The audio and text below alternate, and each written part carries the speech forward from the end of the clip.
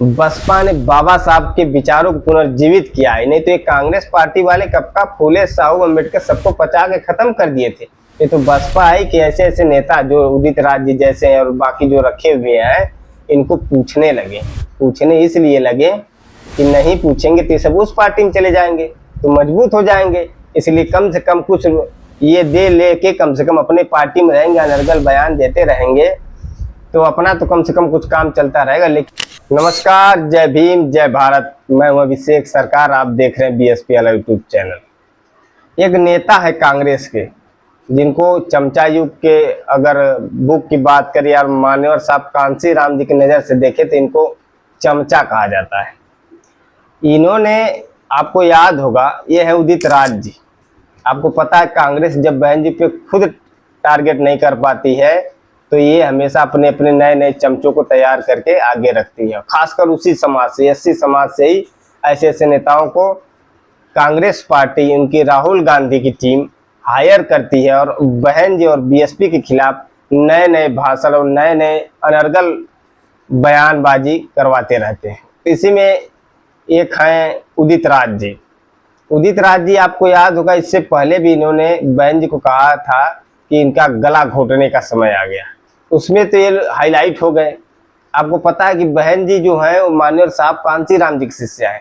वो ऐसे चिलगोजे टाइप नेताओं को अच्छे से समझती हैं कि ये लोग सिर्फ हाईलाइट होने के लिए या अपने आकाओं को खुश करने के लिए बयान देते रहते हैं। तो बहन जी ऐसे लोगों से बड़ी दूर रहती हैं। बहन जी जमीन से संघर्ष की हुई नेता हैं, तो ऐसे लोगों को समझती रहती हैं और मान्यवर साहब कांसी राम जी के जमाने से काम करती आई हैं। तो ऐसे ऐसे नेता जो बाबा साहब के ज़माने में भी टांग खींचने वाले थे और मान्यवर साहब कांसी राम जी के ज़माने में भी और अब बहन जी के ज़माने में। अब इनका आरोप क्या है? पहले वो तो कर रहे थे कि अब इनका गला दबाने का समय आ गया, इन्होंने मिशन को ख़त्म कर दिया। अब दूसरा आरोप देखिए क्या है कि कांसी राम की विरासत का लाभ मनुवादी ताकतों को पहुँचा रही हैं बसपा। अब बताइए, कांसी राम जी की विरासत का कौन सा लाभ मनुवादी ताकत को पहुंचा रही बसपा? क्या आप लोगों के पास कोई जवाब है? क्या ये जिस पार्टी में है वहां मनुवाद हावी नहीं है, वहां जातिवाद हावी नहीं है? ये खुद अपनी पार्टी से कोई नियम, कोई कानून, कुछ भी एससी एसटी के लिए पारित नहीं करवा सकते। ये बात मैं इसलिए कह रहा हूँ कि चमचा युग में मान्यवर साहब कांसी राम जी ने 1982 में लिखा है कि कांग्रेस में जो बैठे हुए लोग रहते हैं एससी एसटी के, खासकर ओबीसी के, मतलब हर तरह के चमचे जो आपके समाज को खोखला करें, उसमें उन्होंने लिखा है कि ये लोग सिर्फ समाज को बरगलाने का काम करते हैं। अपने मुख्य लीडर जो समाज का सच्चा हितैषी होगा, उस लीडर की टांग खींचने के लिए ऐसे लोगों का उपयोग कांग्रेस पार्टी करती है। अब इन्होंने क्या आरोप इस बार लगाया है? लखनऊ में भी ये आए थे दलित, ओबीसी, माइनॉरिटीज एवं आदिवासी संगठन के परिसंघ में राष्ट्रीय अध्यक्ष डॉक्टर उदित राज ने कहा, अरे बाप रे, राष्ट्रीय अध्यक्ष हैं, यही तो चल रहा है इस समय। राष्ट्रीय अध्यक्ष का ऐसा बुखार चढ़ा है बहुजन समाज, खासकर दलित समाज के लोगों को, नई नई पार्टी, नई नई संगठन।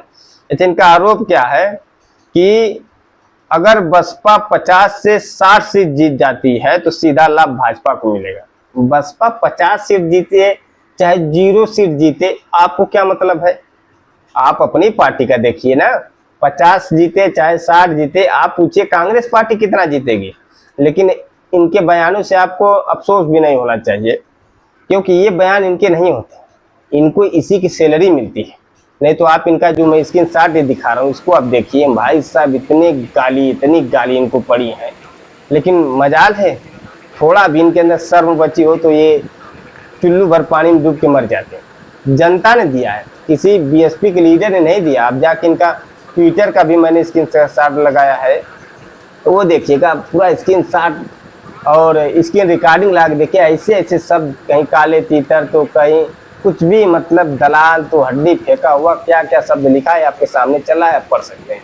लेकिन मेरा सवाल उदित राज जी से नहीं है, ना तो प्रोफेसर रतन लाल साहब से होगा, ना तो राहुल नागपाल जैसे लोगों से होगा, ना राजेंद्र पाल गौतम जी से होगा। मेरा सवाल है राहुल गांधी जी से।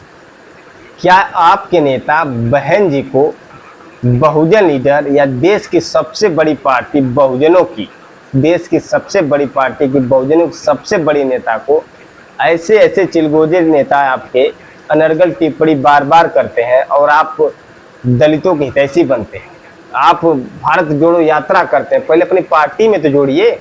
ये चिलगोजे हमेशा कहीं ना कहीं कुछ न कुछ आरोप लगाते रहते हैं।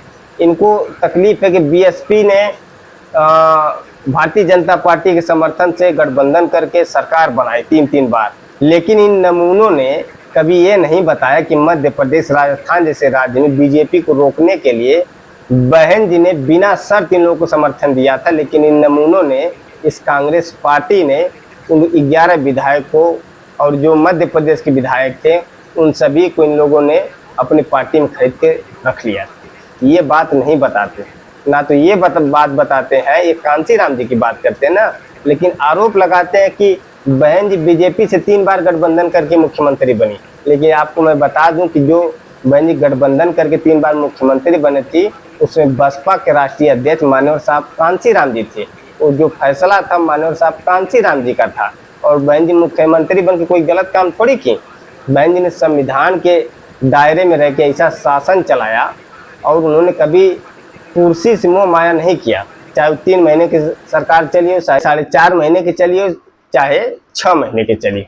लेकिन इन महाशय को या इनके जैसे जो समाज में एक कांग्रेस ने छोड़ रखे हैं, इन लोगों को बसपा की कोई उपलब्धि ही नहीं दिखती। मतलब बसपा ने मेडिकल कॉलेज बनाए, बसपा ने स्कॉलरशिप दिए, बसपा ने बैकलॉग की भर्तियां दी, बसपा ने मान सम्मान स्वाभिमान दिया, लेकिन ये सबको नहीं दिखता। बसपा ने बहुजन महापुरुषों को सम्मान दिया, बसपा ने बाबा साहब के विचारों को पुनर्जीवित किया है। नहीं तो ये कांग्रेस पार्टी वाले कब का फूले, साहू, अम्बेडकर सबको पचा के खत्म कर दिए थे। ये तो बसपा है कि ऐसे ऐसे नेता जो उदित राज जी जैसे हैं और बाकी जो रखे हुए हैं, इनको पूछने लगे। पूछने इसलिए लगे कि नहीं पूछेंगे तो सब उस पार्टी में चले जाएंगे, तो मजबूत हो जाएंगे। इसलिए कम से कम कुछ ये दे लेके कम से कम अपने पार्टी में रहेंगे, अनर्गल बयान देते रहेंगे, तो अपना तो कम से कम कुछ काम चलता रहेगा। लेकिन यकीन मानिए ये सब काम 9 अक्टूबर की जो रैली हो रही है उसको कमजोर करने के लिए हो रही है। ये जानबूझ के ऐसे बयान दिलवाए जा रहे हैं ताकि लोगों का दिमाग, जो कार्यकर्ता है बसपा के या बसपा समर्थक है, जिनका ध्यान पूरा 9 अक्टूबर की रैली पे लगा हुआ है, उसको कमजोर करने के लिए ऐसे ऐसे नेताओं को, कांग्रेस पार्टी को आप हल्के में ले रहे हैं। कांग्रेस पार्टी बहुत महीन पार्टी है। बीजेपी का जो खेल है वो तो खुल्लम खुला दिखता है, लेकिन कांग्रेस पार्टी अंदर से जो है वो बाहर से नहीं है, समझ जाइए। इनका अंदर का मीटिंग कुछ और होता है, बाहर निकलने के बाद टाटा बाय बाय कुछ और होता है। इसलिए इन लोगों ने, कांग्रेसियों ने, यूट्यूब पे देखेंगे तो आजकल जितने पत्रकार हैं, बड़े बड़े पत्रकार कहे जाते हैं, उनका एक ही एजेंडा है, या तो कांग्रेस यानी राहुल गांधी जी या तो मोदी जी।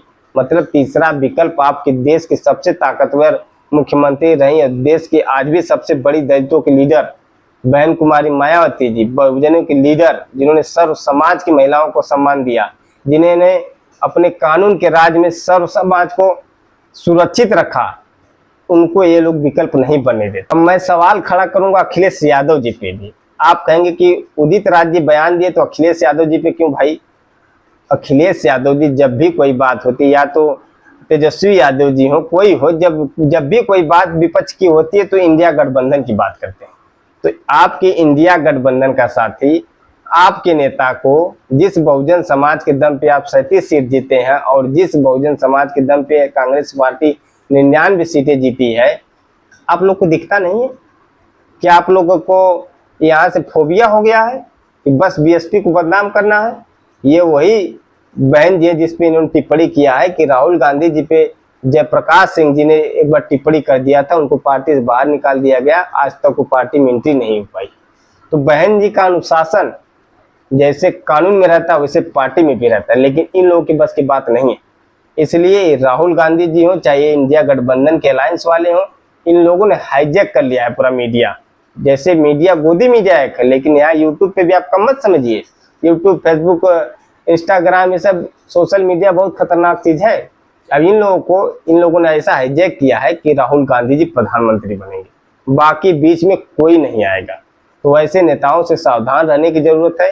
और एक और अपील है कि चैनल को आर्थिक सहयोग जरूर दीजिएगा ताकि ये जो सिस्टम है और बढ़ाया जाए और अच्छे से काम किया जाए। बहुत बहुत आभार, धन्यवाद। कमेंट जरूर कीजिएगा।